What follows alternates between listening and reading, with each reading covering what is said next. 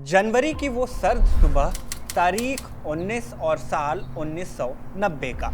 पुणे के एक आश्रम में एक अजीब सी खामोशी पसरी थी। ओशो अपने कमरे में थे, लेकिन बाहर उनके सबसे करीबी शिष्यों के बीच एक बेचैनी थी, एक अफरा तफरी थी जो दिखाई नहीं दे रही थी पर महसूस की जा सकती थी। उस सुबह आश्रम के एक बड़े शिष्य स्वामी आनंद कृष्ण, जिन्हें दुनिया डॉक्टर गोकुल गोकानी के नाम से जानती थी, अपने घर पर ही थे। वो एक जाने माने ईएनटी सर्जन थे और ओशो के भक्त भी। अचानक आश्रम से एक कार उनके घर पहुंची। संदेशा था, जयेश, ओशो के सबसे खास और ताकतवर शिष्य उन्हें तुरंत आश्रम बुला रहे हैं। डॉक्टर गोकानी को कहा गया कि वो अपना मेडिकल बैग और प्रिस्क्रिप्शन पैड साथ लेकर आए। उन्हें लगा शायद आश्रम में कोई खास व्यक्ति बीमार होगा, लेकिन जब वो आश्रम पहुंचे तो उन्हें कृष्णा हाउस में जयेश के दफ्तर ले जाया गया। कुछ देर बाद ओशो के निजी चिकित्सक स्वामी प्रेम अमृतो यानी डॉक्टर जॉन एंड्रूज वहां आ गए। अमृतो ने डॉक्टर गोकानी को गले लगाया और धीरे से कहा, वो शरीर छोड़ रहे हैं। डॉक्टर गोकानी ने पूछा, कौन? अमृतो का जवाब था, ओशो। यह सुनकर डॉक्टर गोकानी की आंखों में आंसू आ गए, लेकिन उन्हें यह नहीं पता था कि आने वाले कुछ घंटों में उनके साथ क्या होने वाला है। उन्हें ओशो के पास ले जाने के बजाय घंटों तक एक कमरे में बंद रखा जाएगा और फिर जब ओशो इस दुनिया से जा चुके होंगे तब उन्हें सिर्फ एक मृत्यु प्रमाण पत्र पर दस्तखत करने के लिए बुलाया जाएगा। एक ऐसा मृत्यु प्रमाण पत्र जिस पर मौत का कारण भी उन्हें पूछ कर लिखना होगा। अभय वैद्य अपनी किताब हु किल्ड ओशो में लिखते हैं कि ओशो की मृत्यु जिन परिस्थितियों में हुई वो किसी परी कथा की तरह लगती है, खासकर उन लोगों के लिए जो ये नहीं जानते कि 19 जनवरी 1990 को वास्तव में हुआ क्या था। उस दिन पुणे के आश्रम में जो कुछ भी हुआ वो कई ऐसे सवाल खड़े करता है जिनके जवाब आज तक नहीं मिल पाए। नमस्ते, मेरा नाम शुभम है और आप अलिफ लैला देख रहे हैं, जिसमें आज जानेंगे ओशो की मृत्यु का रहस्य और इससे जुड़े कई अनसुलझे सवालों के बारे में।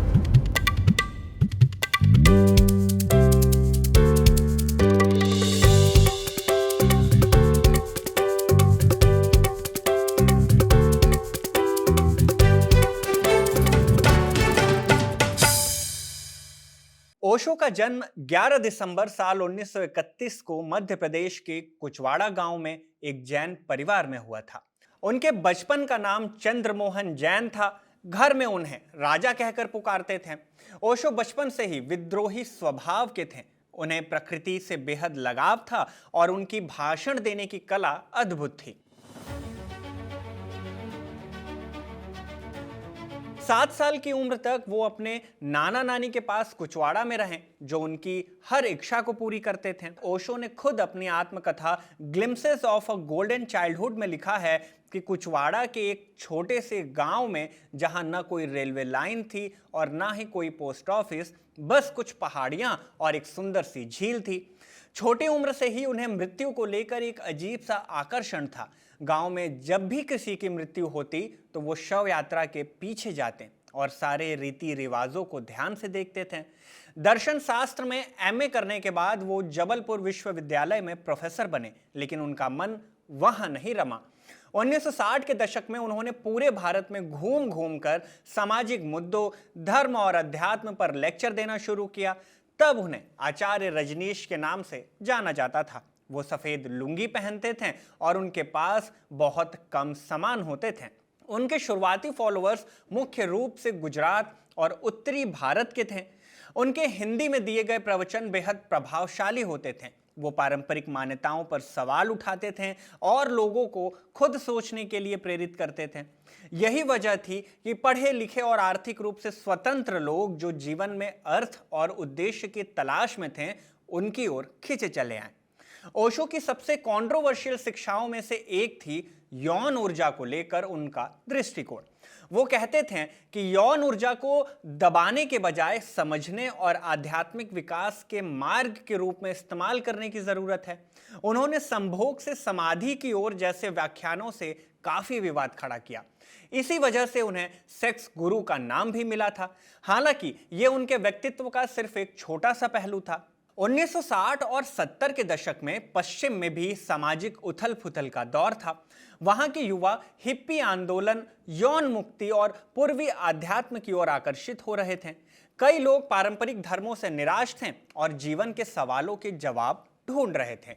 ओशो ने उन्हें धार्मिक और सामाजिक कंडीशनिंग से मुक्ति का एक नया मार्ग दिखाया। उनकी नव संन्यास की अवधारणा, जिसमें दुनिया में रहते हुए भी आध्यात्मिक लक्ष्यों का पीछा किया जा सकता था, पश्चिमी लोगों को खूब भाया।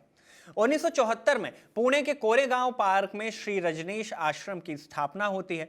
शुरुआत में यह सिर्फ ओशो के रहने और प्रवचन देने की जगह थी, लेकिन जल्द ही भारत और विदेशों से अनुयायियों का तांता लगने लगा और ये एक कम्यून माने एक समुदाय बन गया। इस दौरान आश्रम का तेजी से विस्तार हुआ। बुद्ध हॉल नाम का एक विशाल लेक्चर हॉल बना और कई तरह की ध्यान विधियां और थेरेपी शुरू हो गई। यहां यौन प्रयोगों पर आधारित तंत्र ग्रुप भी चलाए जाते थे, जिनमें भारतीयों को शामिल होने की अनुमति नहीं थी। ओशो का कहना था कि पश्चिमी लोग एक दमनकारी दुनिया से आते हैं, इसलिए उन्हें सक्रिय थेरेपी की ज्यादा जरूरत है। इस दौरान ओशो के निजी जीवन में मां योग विवेक, जो बाद में मां प्रेम निर्वाणो बनी, उनकी सबसे करीबी साथी और देखभाल करने वाली थी। उनकी पहली सेक्रेटरी मां योग लक्ष्मी थी, जिन्होंने सन्यासियों के लिए गेरुआ वस्त्र और ओशो की तस्वीर वाली माला पहनने की परंपरा शुरू की थी। 1981 में ओशो अचानक से अमेरिका चले गए। आधिकारिक तौर पर कहा गया कि वो पीठ दर्द के इलाज के लिए गए हैं, लेकिन असल में मकसद कुछ और ही था। अमेरिका के ओरेगन में 64,000 एकड़ का एक बड़ा रैंच माने फार्म खरीदा गया और इसे नाम दिया गया रजनीशपुरम का। यहां एक भव्य कम्यून बसाने की भी कोशिश की गई, जहां हजारों सन्यासी आकर रहने लगे। एयर रजनीश नाम की अपनी एयरलाइन भी शुरू की गई और ओशो के लिए 97 रोल्स रॉयस कारों का काफिला भी सुर्खियों में रहा। लेकिन यह प्रयोग असफल रहा। स्थानीय लोगों से टकराव, कम्यून के भीतर गुटबाजी और कई गैर कानूनी मामलों के चलते यह परियोजना फेल हो गई। सितंबर 1985 में ओशो की तत्कालीन सेक्रेटरी शीला आनंद कम्यून छोड़कर जर्मनी भाग गई। ओशो को भी गिरफ्तार कर लिया गया और इमिग्रेशन फ्रॉड का दोषी पाए जाने के बाद उन्हें नवंबर 1985 में भारत भेज दिया गया। अमेरिका से निकाले जाने के बाद ओशो और उनके कुछ करीबी अनुयायी नवंबर 1985 में दिल्ली पहुंचे और फिर कुल्लू मनाली चले गए। वहां एक नया कम्यून बसाने की योजना की गई, लेकिन दिसंबर 1985 में ही ओशो के विदेशी शिष्यों के वीजा रद्द कर दिए गए और उन्हें भारत छोड़ने का आदेश दिया गया। ओशो की निजी स्टाफ सदस्य मां प्रेमा शून्यो ने आरोप लगाया कि इसके पीछे मां योग लक्ष्मी का हाथ था, जो पश्चिमी लोगों के खिलाफ थी, और उन्होंने तत्कालीन गृह सुरक्षा मंत्री अरुण नेहरू को प्रभावित किया। इसके बाद ओशो ने भारत छोड़ दिया और अगले 7 महीने एक विश्व यात्रा पर बिताए। यहां उन्हें एक के बाद एक देशों से निकाला जाता रहा। आखिरकार जुलाई 1986 में वो बंबई वापस आए और वहां उद्योगपति सूरज प्रकाश मनचंदा के जुहू के बंगले सुमीला में 5 महीने से ज्यादा रहे। लेकिन वहां भी स्थानीय लोगों के विरोध के चलते उन्हें जनवरी 1987 में पुणे आश्रम लौटना पड़ा। ओशो के लौटने के बाद आश्रम की बागडोर कनाडाई सन्यासी जयेश के हाथ में थी। इनका असली नाम था माइकल ओब्रायन। वो एक शानदार मनी मैनेजर के रूप में उभरे थे और उन्होंने ओशो और सभी बड़े सन्यासियों का विश्वास जीत लिया था। उनके साथ थे ब्रिटिश डॉक्टर अमृतो और ओशो की कानूनी सचिव आनंदो यानी सुसान हेफली। ये तिकड़ी ही ओशो के इर्द गिर्द सबसे ज्यादा प्रभावशाली थी। वैद्य लिखते हैं कि 1989 का साल ओशो की जिंदगी का एक तरह से आखिरी अहम साल था। मतलब उस साल के बाद चीजें वैसी नहीं रहीं जैसी पहले थीं। और कमाल की बात यह कि इसी साल यानी 1989 में ही इस बात की तैयारी शुरू हो गई थी कि अगर ओशो भी नहीं रहें तो भी उनका आश्रम कैसे चलेगा। उसी साल ओशो की मृत्यु से ठीक 41 दिन पहले एक और घटना घटी। 9 दिसंबर 1989 को ओशो की करीबी मां प्रेम निर्वाणो की मौत हो गई। ये मौत कैसे हुई, ये भी एक पहेली थी। निर्वाणो, जिनका असली नाम क्रिस्टीना वुल्फ स्मिथ था, सिर्फ 40 साल की थी। आश्रम ने बताया कि उन्होंने नींद की गोलियों की अधिक मात्रा ले ली थी क्योंकि वो डिप्रेशन से पीड़ित थी, लेकिन इस थियरी पर भी कई सवाल उठते थे और कई लोग सवाल उठाते भी थे। पुणे पुलिस के रिकॉर्ड में उनका नाम एलेक्सा अलेक्जेंडर और पुणे नगर निगम के रिकॉर्ड में उनका नाम अलीशा अलेक्जेंडर दर्ज किया गया था। उनका अंतिम संस्कार भी बेहद जल्दबाजी में और गुपचुप तरीके से रात में ही कर दिया गया, जिसमें बहुत कम लोग भी शामिल हुए, जबकि आश्रम की परंपरा के अनुसार मृत्यु को भी एक उत्सव के तौर में मनाया जाता था। निर्वाणों को अचेत अवस्था में वाडिया अस्पताल ले जाया गया था, जहां शाम को उनकी मौत हो गई। निर्वाणों के अंतिम संस्कार को सादा रखने का निर्णय जयेश और अमृतो ने ही लिया था। वैद्य अपनी किताब में बताते हैं कि उस समय निर्वाणो जयेश के साथ रोमांटिक रिश्ते में थी और उनके बीच अक्सर झगड़े हुआ करते थे। बहरहाल, इसी दौर में आश्रम के मैनेजमेंट में कुछ बड़े बदलाव हुए। इनर सर्किल नाम की 21 सन्यासियों की एक कमेटी बनाई गई, जिसके चेयरमैन जयेश, वाइस चेयरमैन अमृतो और सेक्रेटरी आनंदो थी। इस कमेटी का उद्देश्य ओशो के काम को जारी रखना और कम्यून का प्रबंधन करना था। दिलचस्प बात यह है कि इसकी जानकारी दूसरे सन्यासियों को ओशो की मृत्यु के बाद दी गई। इसी साल भगवान का संबोधन हटाकर पहले श्री रजनीश और फिर सितंबर 1989 में सिर्फ ओशो अपनाया गया। ओशो की सेहत 1989 मई जून जुलाई के महीने में बिगड़नी शुरू हो गई थी। अप्रैल 1989 में ओशो ने अपना आखिरी सार्वजनिक प्रवचन दिया था। इसके बाद वो बुद्ध हॉल में शाम को व्हाइट रॉ ब्रदरहुड में आते तो थे, लेकिन अक्टूबर 1989 तक वो काफी कमजोर हो चुके थे और ज्यादातर समय सोते रहते थे।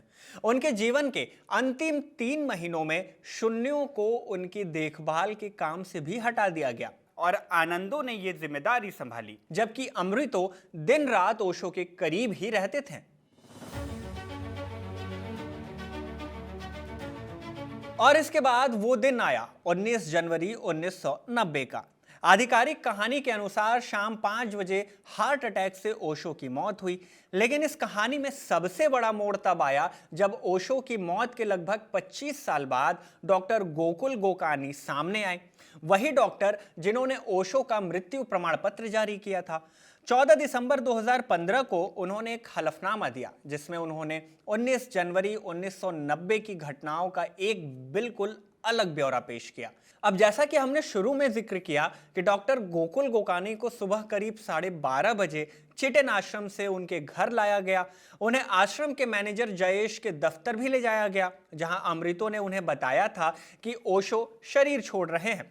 डॉक्टर गोकानी को यह बात गुप्त रखने और आश्रम में टूर गाइड के तौर पर अपना सामान्य काम करने को कहा गया। वैद्य के अनुसार शाम 4 बजे ड्यूटी खत्म होने के बाद डॉक्टर गोकानी को चिटेन के कमरे में ले जाकर बाहर से दरवाजा बंद कर दिया गया था और फोन भी काट दिया गया।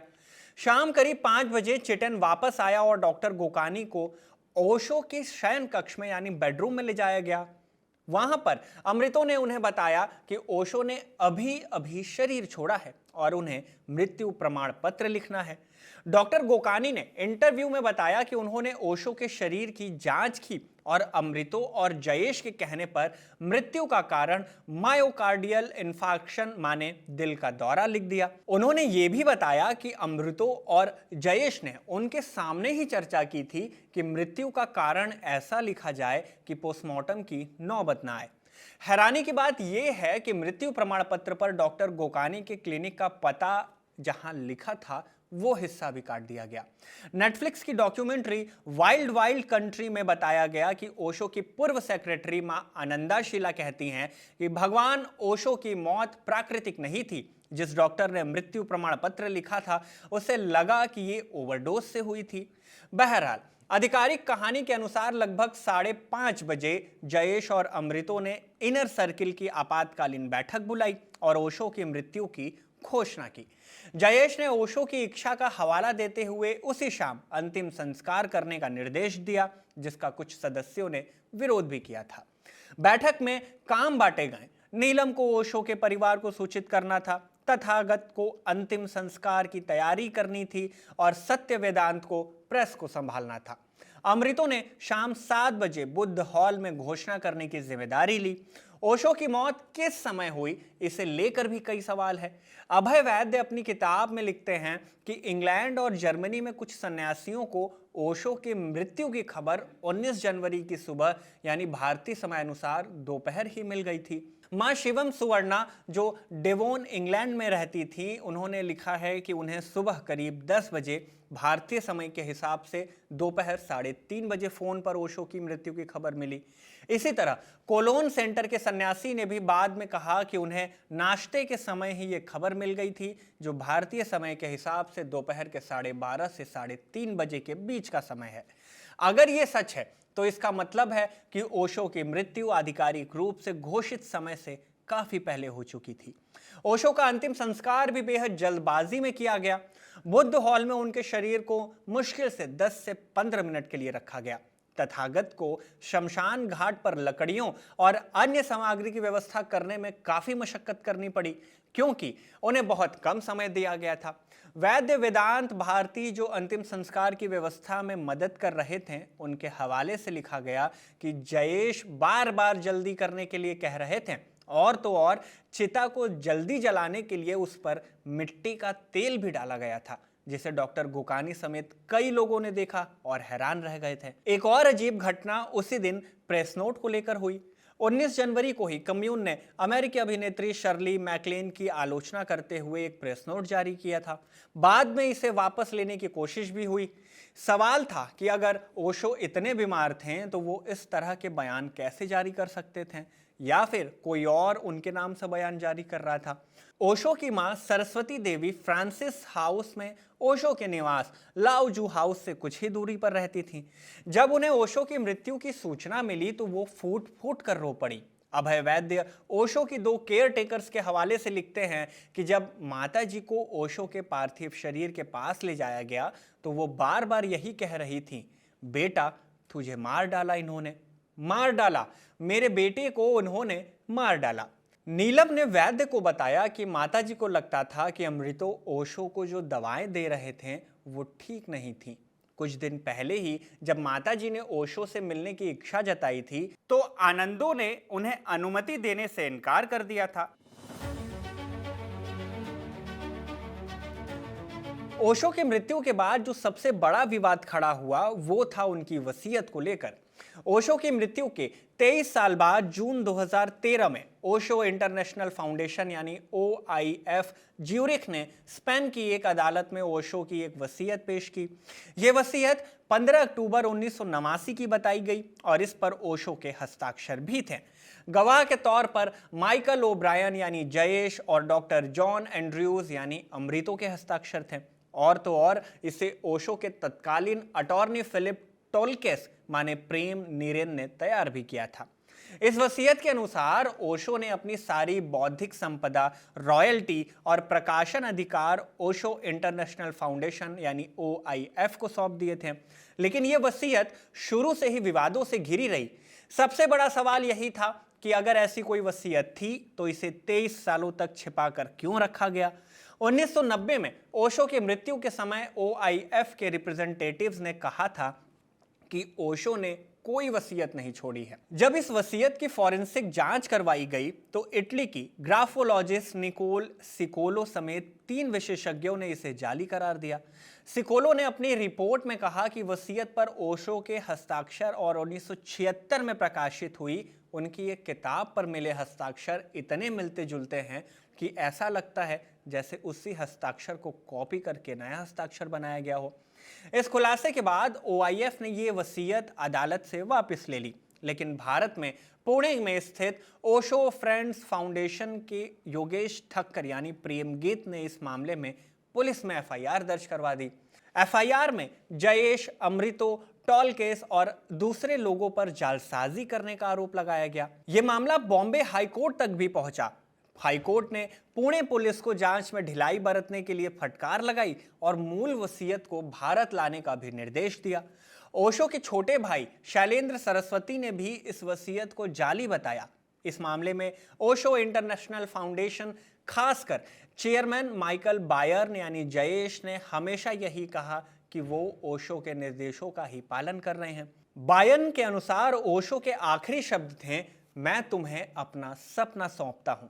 उनका कहना है कि ओशो ने अपने आखिरी महीनों में उनसे कई बार मुलाकात की और अपने काम को दुनिया भर में फैलाने, किताबों के प्रकाशन और इंटरनेट के इस्तेमाल के बारे में विस्तृत निर्देश दिया।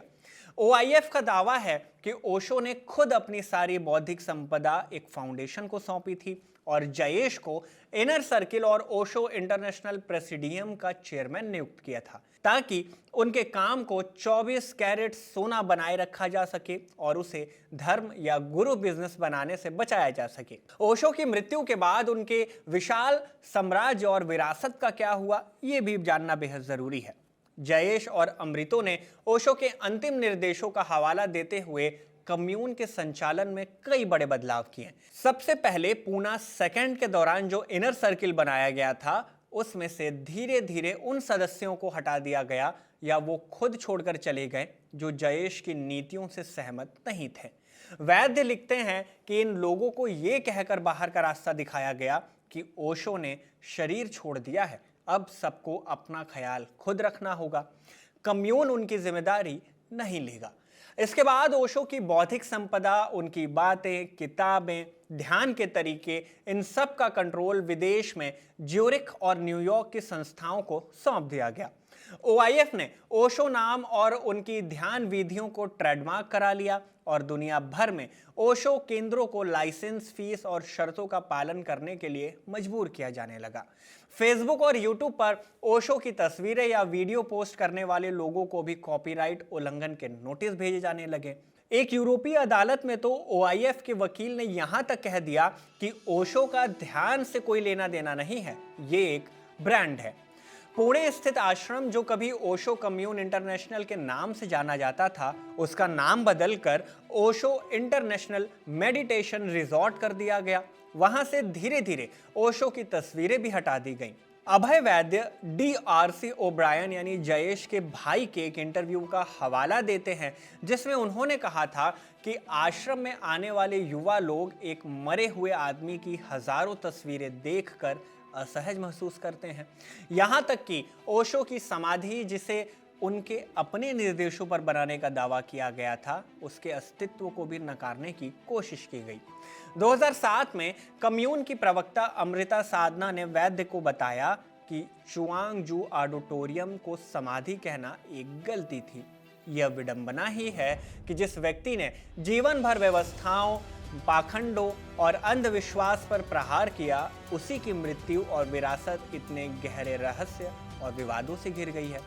शायद कुछ रहस्य कभी नहीं सुलझते, या शायद सच सामने आने का अपना एक वक्त होता है।